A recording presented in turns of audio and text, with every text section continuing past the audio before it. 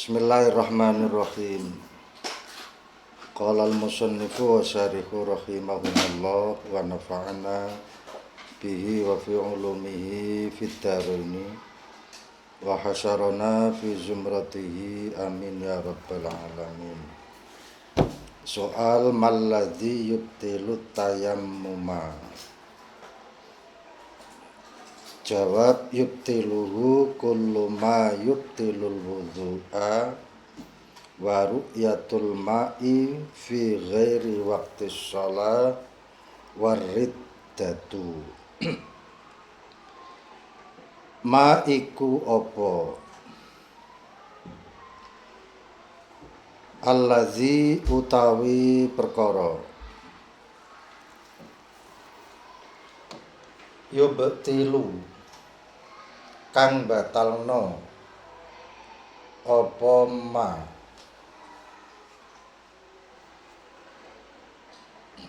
at-tayammuma ing tayammum. Pertanyaan malam hari ini, apa yang membatalkan tayammum? Kita tahu tayamum kemarin sebagai gantinya wudhu ketika mau menjalankan sholat, menjalankan tawaf, menjalankan ihram dengan kriteria yang sudah jelas. Nah sekarang apa yang menjadikan batalnya tayamum? Jawab, yubtiluhu, batalno ing tayamum. Yubtiluhu, batalno ing tayamum. Kulluma apa saben-saben barang. Kulluma apa saben-saben barang. Yubtilu kang batalno apa ma al wudhu'a ing wudhu. Yubtilu kang batalno apa ma al wudhu'a ing wudhu.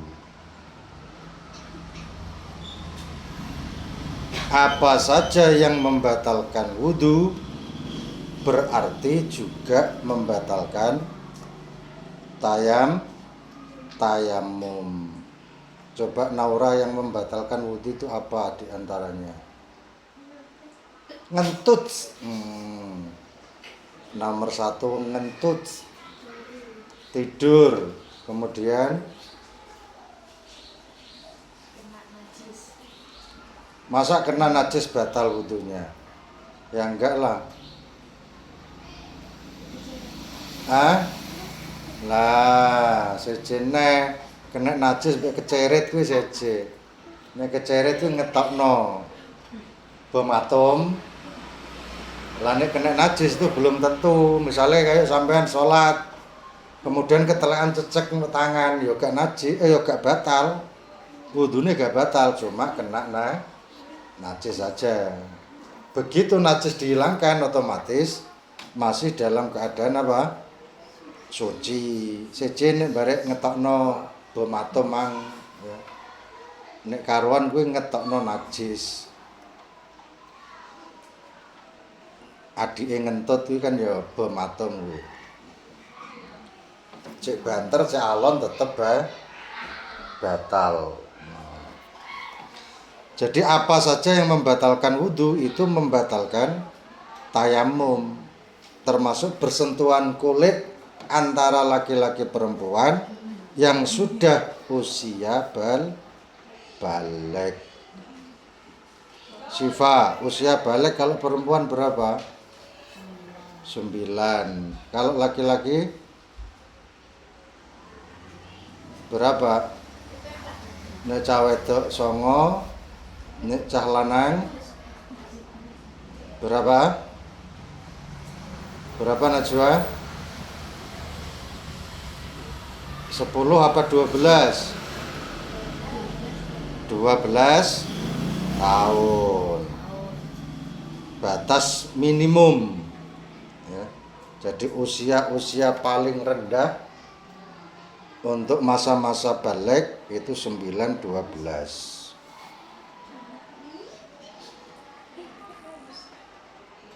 Ketika dihitung dari 2026, coba ketika dihitung dari 2026 mundur ke belakang sampai 9 tahun, berarti kelahiran tahun berapa? Anak yang usia lahir tahun berapa berarti? Sekarang kan 2026. Kalau dihitung mundur sampai 9 tahun, berarti lahiran berapa? Kelahiran tahun berapa? Kalau 2010 misalnya lahir, sekarang usia berapa? 16. Gitu. Kalau lahirnya 2010 berarti sekarang usia 16. Kalau lahirnya 2015 sekarang usia berapa? 10 apa 11? Lahirnya 2015. Berarti sekarang 11 tahun. Siva lahirnya tahun berapa?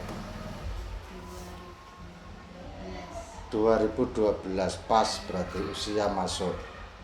Nah, segitu usia yang sudah masuk kriteria balik. Kemudian waru yatul ma'i lan ningali banyu. Waru yatul ma'i lan ningali banyu. Melihat air. Waru yatul ma'i lan ningali banyu. Fi ghairi waqtis sholati ing dalem liyane waktu sholat.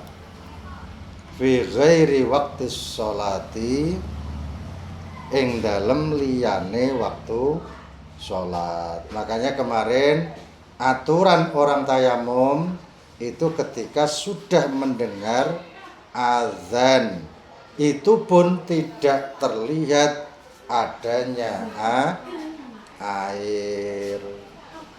Kalah suwe-suwe ya. Jadi orang tayamum itu nggak boleh lama-lama. Sekali tayamum harus dipakai sholat. Nggak boleh terlalu jelang lama.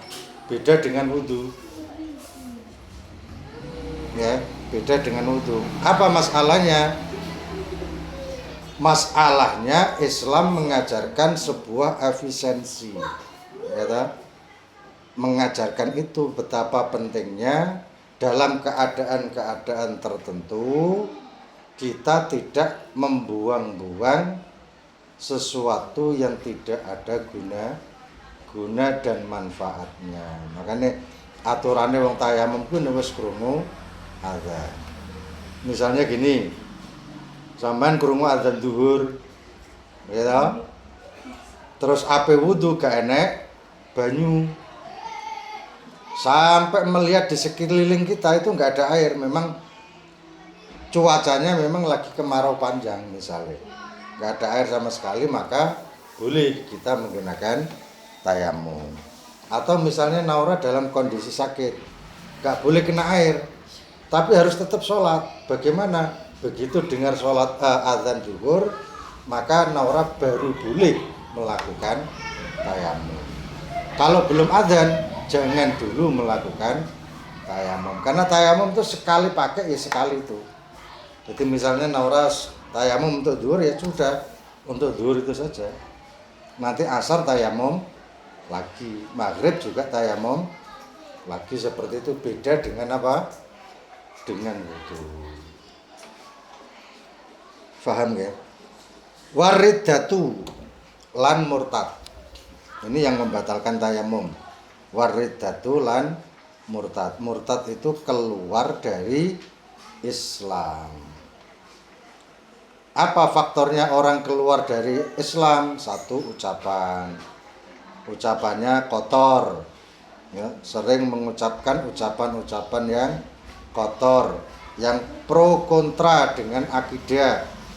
Misalnya mengatakan Allah itu enggak ada dengan sepenuh keyakinan, maka orang itu disebut murtad.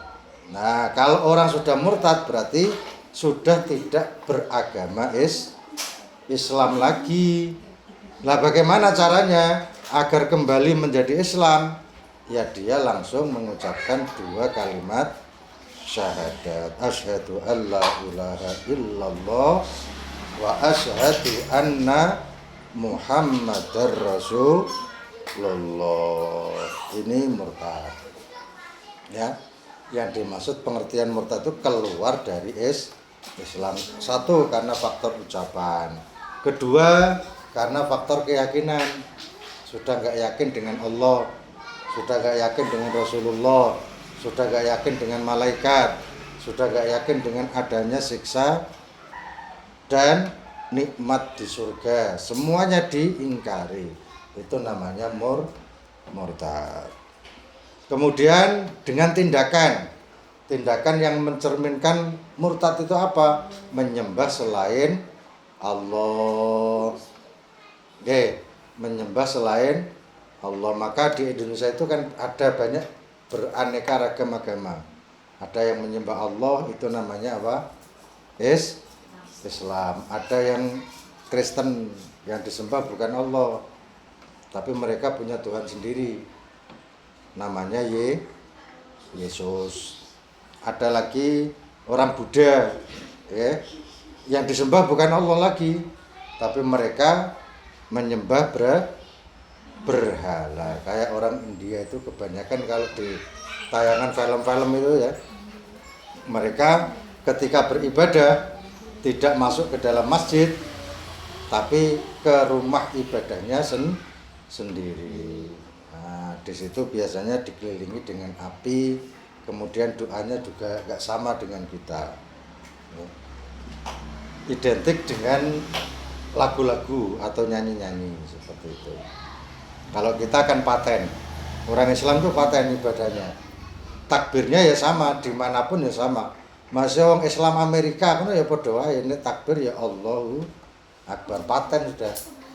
Misalnya orang Afrika mlebu Islam, mereka takbirnya juga sama, Allahu Akbar, gak boleh dirubah karena aturan bakunya begitu. Misalnya orang turis mlebu Islam, dia sholat, takbirnya juga pakai kalimat Allahu Akbar. Yang ada di desa kayak kita ya tetap sama Allahu Akbar. Yang di perkotaan juga sama, takbirnya juga pakai Allahu Akbar. Nggak ada yang beda karena paten. Begitu juga apa yang dibaca di dalam sholat itu semuanya sama, nggak ada perubahan sama sekali. Nggak boleh diganti bahasa lokal masing-masing. Misalnya alhamdulillah, ya, membaca surat Al-Fatihah. Ini ketika digunakan bahasa lokal masing-masing, ya berubah semua. Alhamdulillahirabbil alamin. Yang mau pakai terjemahan, segala puji bagi Allah yang menguasai alam semesta, dan seterusnya lah, akhirnya kacau. Maka bahasa yang paling paten di dalam Islam itu satu adalah bahasa Al-Quran, kemudian kedua bahasa sholat. Jadi yang membatalkan tayamum itu dalam konteks yang besar ada 3. 1, apa saja yang membatalkan wudhu. Kemudian yang kedua, melihat adanya air setelah azan. Dan yang ketiga adalah murtad. Ini yang membatalkan tayamum. Bagaimana dengan wudhu? Apakah murtad juga membatalkan wudhu? Iya, sama. Jadi kalau kita sudah wudhu, hati-hati jangan sampai murtad. Kenapa? Karena wudhu itu untuk kelengkapan daripada amaliyah sholat, Dan sholat itu yang diwajibkan hanya orang-orang Islam. Sementara kalau kita sudah murtad, berarti statusnya tidak Islam pun. As-sholatu utawi bab nerangno sholat. As-sholatu utawi bab nerangno sholat. Alaman tajibus sholatu. Alaman ing atase sapa. Tajibu wajib. As-sholatu apa sholat. Pertanyaannya sederhana dan mudah difahami. Siapa yang wajib menjalankan sholat? Sing wajib loh ya. Berarti engko nek ora sesuai tidak wajib sholat. Paham maksudnya? Siapa yang wajib sholat? Ini pertanyaannya. Nah, kalau nanti jawabannya berarti yang tidak sesuai kriteria tidak wajib sholat. Jawab, ala kulli muslimin ing atase saben-saben wong Islam. Ala kulli muslimin ing atase saben-saben wong Islam. Balighin kang balik. Nah, laki-laki balik ini penentu. Akilin kang berakal. Akale waras, akale sehat. Tidak mudah stres. Ini orang-orang yang wajib sholat. Balik, akalnya normal, sehat, tidak mudah stres. Mana ana wong bingung, iku ora wajib sholat. Nggih. Bingunge di arekno dhisik.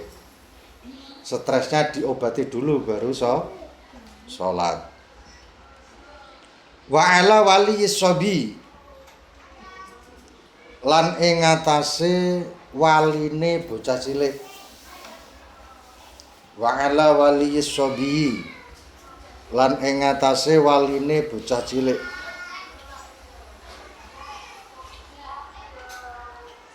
Ayyak mura